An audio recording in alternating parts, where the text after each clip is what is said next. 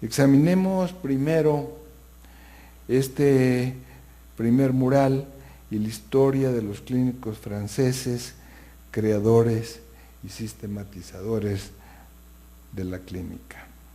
René Teófilo Jacinto Laennec y Jean-Nicolas Corvisart, y después el segundo mural, donde se encuentran los cardiólogos franceses modernos y maestros en París del doctor Ignacio Chávez, Charles Lobry y Louis-Henri Baquet.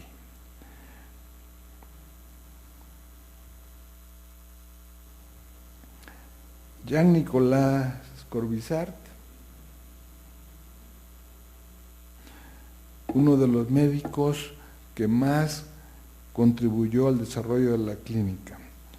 Sueña con sustituir el viejo tratado de Morgagni de 1760 por un texto absoluto en el que se fundan los hechos observados en el enfermo y las lesiones encontradas en los estudios post-mortem, que tendría el título del sitio y causa de las enfermedades investigadas por sus signos diagnósticos y confirmados anatómicamente.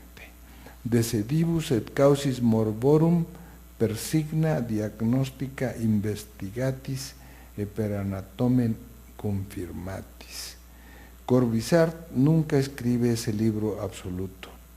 Este libro todavía se sigue escribiendo por todos los médicos clínicos. Sin embargo, hay que hacer notar que el título del libro enfatiza los hallazgos clínicos y le da a la anatomía patológica el papel de confirmar o refutar las impresiones clínicas. A Corvisart, como a Morgagni, le interesan la topografía y los factores causales de las enfermedades, pero a diferencia de él, le interesa sobre todo la relación entre lo observado e investigado por el clínico con los sentidos y lo observado en el cadáver.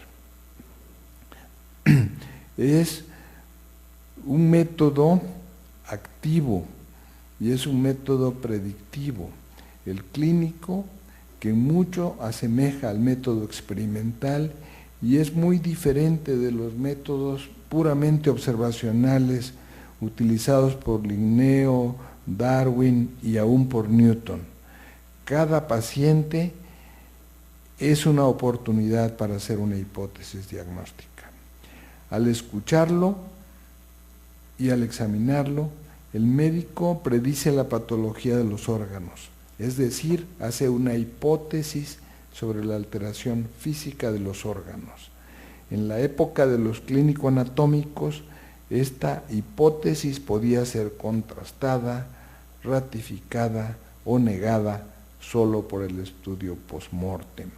En el momento actual, la mayoría de las enfermedades pueden ser diagnosticadas con precisión en vida de los enfermos gracias a los adelantos tecnológicos, pero en esencia el método clínico permanece sin cambios. Corvisart fue un hombre generoso. A la muerte de Bichat escribió a Napoleón: Bichat acaba de morir. Vivió sobre un campo de batalla que también exige valor y que cuenta ya con más de una víctima.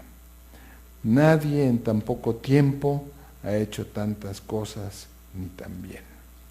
Si Bichat había afirmado la primacía de la lesión anatomopatológica, Corvisart aspira a conocer los signos ciertos y constantes por los cuales se puede conocer esa lesión.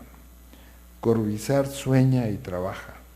En 1806 publica su obra magna, Essai sur les maladies et les lésions organiques du cœur et des gros vaisseaux, ensayos sobre las enfermedades y las lesiones orgánicas del corazón y de los grandes vasos, en la que prácticamente funda la cardiología moderna. Inventó la auscultación inmediata, aplicando directamente el oído al pecho o al abdomen del enfermo. Leyó que un oscuro médico vienés del siglo XVIII, hijo de un tonelero, había descubierto la percusión como método diagnóstico.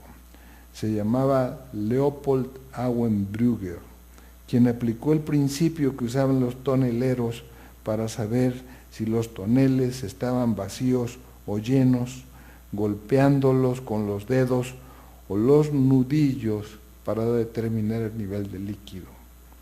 Aplicó esta técnica a los pacientes. Publicó su obra con el título de Inventum Novum.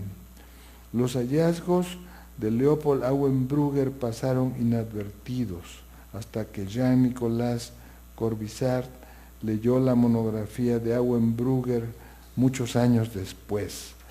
La tradujo al francés y la llamó Nouvelle Méthode y escribió decenas de páginas adicionales. Con su característica modestia escribió: habría podido elevarme a la condición de autor publicando una obra sobre la percusión, pero haciendo esto sacrificaría el nombre de Auenbrugger a mi propia vanidad.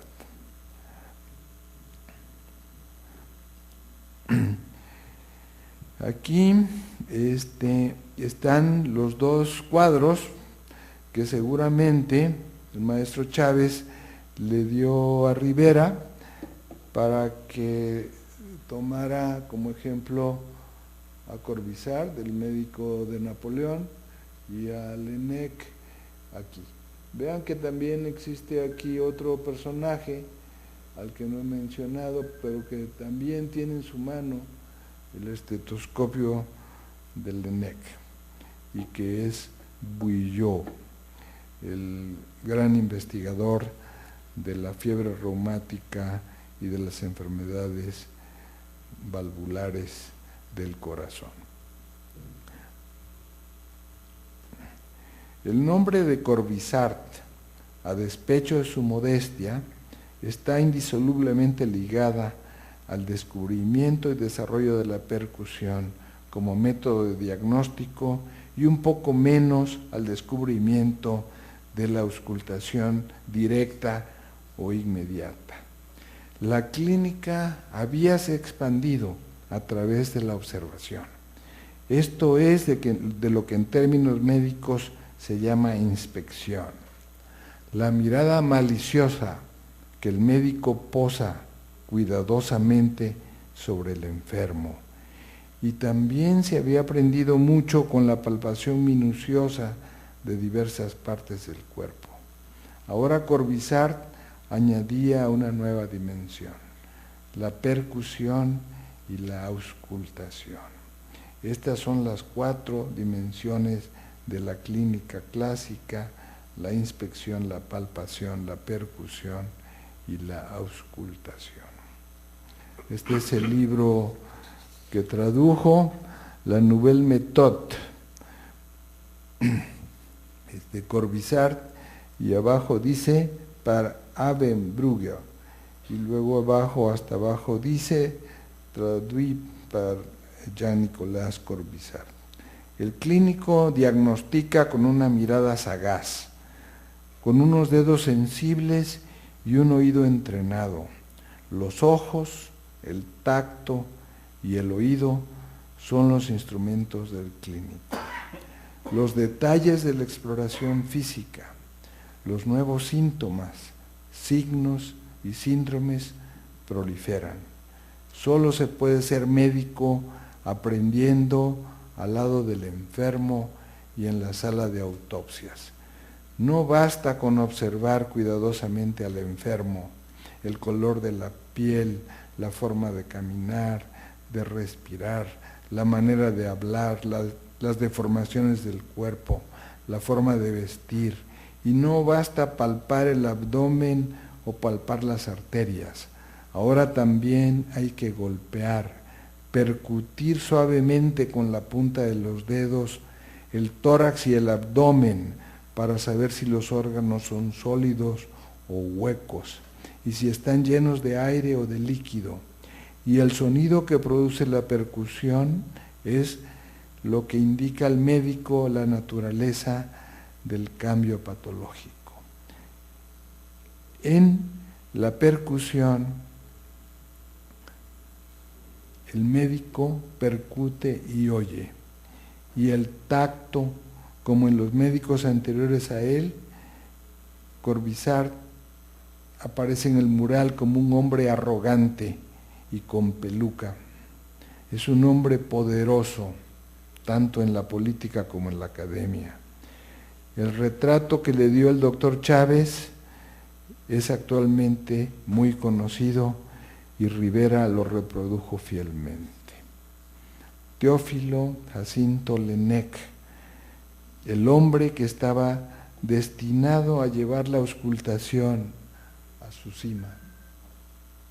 Como método clínico fue René Théophile Hyacinthe Laennec. Esta es la parte del segundo mural que vamos a ver, pero antes quisiera yo decirles que aquí está Skoda, fue el gran clínico vienés del siglo XIX, pero lo que señala Skoda es este texto que dice Fundación del Instituto Nacional de Cardiología, año de 1943. Eso es lo que señala.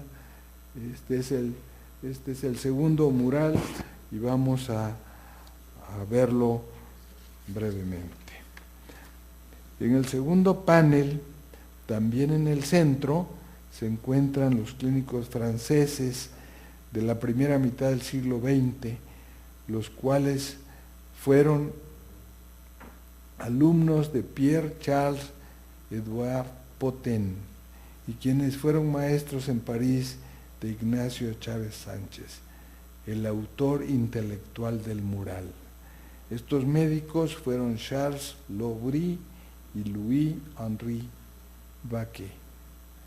Potin y otros médicos franceses como Huchet, que está aquí por cierto, Jules Etienne Marey y Victor Pachon. Aquí está Victor Pachon. No fueron directamente maestros de Chávez, pero todos estos habían inventado nuevos métodos diagnósticos, como el registro mecánico del pulso arterial, que lo registró Marey con su tamborcito de Marey, no sé si alguno de ustedes lo llegó a usar, y el registro oscilométrico de la presión arterial, que fue introducido por Víctor Pachon y que todavía se está usando principalmente en el registro automático de la presión arterial actualmente, la fotografía y cinematografía clínicas. Vamos a hablar un poquito de este lado izquierdo posteriormente, por un interés personal que tengo. Pero en este panel aparecen alumnos de diferentes razas que reflejan la visión multirracial del maestro y el papel que él mismo tiene como fundador del Instituto Nacional de Cardiología. Este es Lobry, este hombre que está aquí, y este es Henri Baquet, y este es Pachon. Todos ellos son contemporáneos. Este hombre que está aquí, que es Potin, y que está auscultando a un hombre o a un paciente con el método de la auscultación directa. Uno se pregunta qué significa eso. Y esta es la parte más enigmática del mural. En el lado derecho de Lobry, aquí está Lobry, ¿sí?, se encuentran alumnos de diversas razas. Una mujer rubia, un asiático, un hombre de raza negra, un indio americano y acaso un mestizo hispánico. Sobre esta fila de alumnos que están al lado de Lobrí, de Baqué, y un poco atávico aquí Potén, quien ya había muerto para esa época, y que están aprendiendo cardiología, individuos de todas las razas. Este segundo mural muestra a los médicos que han usado instrumentos para valorar el corazón, los vasos sanguíneos, la presión arterial y la actividad eléctrica del corazón. Entre ellos se encuentra el italiano Luigi Galvani, quien inició el estudio de la electrofisiología en las ancas de la rana. Wilhelm Einthoven, holandés, introductor del registro eléctrico del corazón, utilizando el galvanómetro de cuerda con electrodos colocados en ambos brazos y pierna izquierda, el llamado triángulo de Einthoven. Se encuentra Wilson, quien registró la actividad eléctrica del corazón utilizando las 4 extremidades y emitió el concepto de la central terminal de Wilson.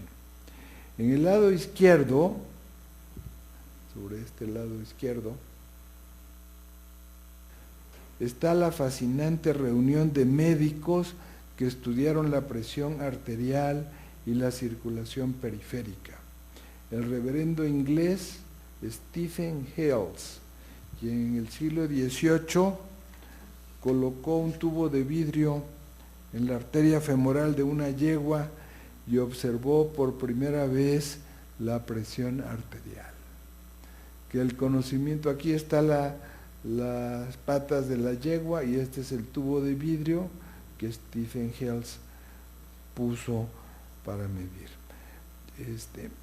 Mucha gente ha dicho que el descubrimiento de la presión arterial fue tan importante como el descubrimiento de la circulación periférica. El alemán Karl Ludwig, que está aquí, vean, inventor del quimógrafo, aquí está el quimógrafo, el cual fue el primer instrumento de precisión, utilizando un tubo en S lleno de mercurio para medir la presión arterial en el animal experimental y que después se utilizó para medir otras señales biomecánicas y bioeléctricas y fue desplazado por el osciloscopio más de 100 años más tarde. El austriaco Karl von Bach, que está aquí, muy importante, Karl von Bach, médico de Maximiliano de Hamburgo, emperador de México, autor de Recuerdos de México e inventor de uno de los primeros equipos para medir la presión sistólica y quien introdujo el término esfigmomanómetro. El italiano Riva Rocci, inventor del brazalete para medir la presión sistólica, y Víctor Pachón, quien introdujo el registro oscilométrico de la presión arterial y quien fue contemporáneo de Lobrí y de Baqué. Faltó el genial ruso Nicolás Korotkov, medidor por primera vez usando la auscultación arterial de la presión diastólica de manera no invasiva y cuyo método se sigue utilizando. Un médico se encuentra inclinado de lado usando el método de la auscultación directa o inmediata. Este médico es Pierre Charles Edouard Potén, maestro de Lobrí y de Baqués. Detrás de él se encuentran Charles Lobrí y Henri Baqués. Lobrí y Baqué habían medido la presión venosa en el cuello y representaban a los cardiólogos modernos que usaban instrumentos sofisticados para escuchar el corazón, medir el pulso y la presión venosa mecánicamente y hacer registros eléctricos del corazón. Los personajes que se encuentran a la derecha de Lobrí, como ya dije, son de género diferente del futuro. Se encuentra el propio doctor Chávez en esta fila de médicos que observan la auscultación inmediata. ¿Por qué Potén utiliza el método de la auscultación inmediata anterior al ENEC, como se ha preguntado David Lomas, de 100 años antes? Todo parece indicar que de manera modesta y casi invisible es el doctor Ignacio Chávez quien está al final de esta fila.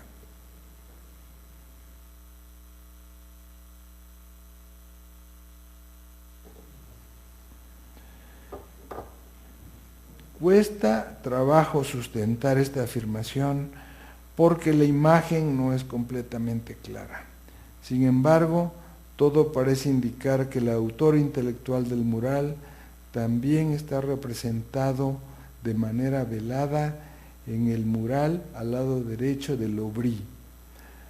Este es Agustín Castellanos, el médico cubano, que es el único otro hispano representado en el mural, aparte de Servet.